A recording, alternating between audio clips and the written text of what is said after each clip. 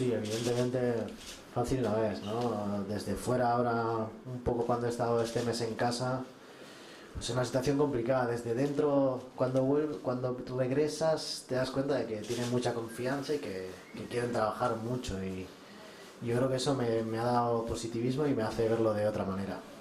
A ver, la diferencia con los equipos que hay es pequeña, son 2 puntos, pero son muy pocos puntos los que llevamos y somos conscientes de que cada partido va a ser una final por lo no mal, no sé si o por los pocos puntos que tenemos.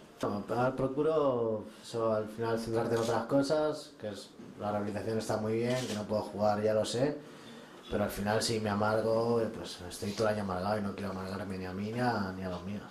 Sí que noto, pero al final como es una lesión de 6 u 8 meses, pues muy poco a poco, entonces no tengo ninguna prisa ni me marco plazos de nada.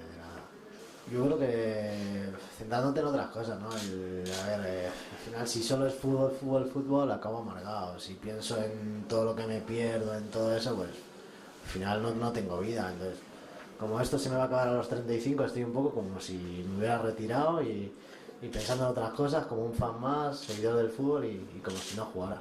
Es muy raro, de momento es muy raro no jugar, pero lo llevo bien.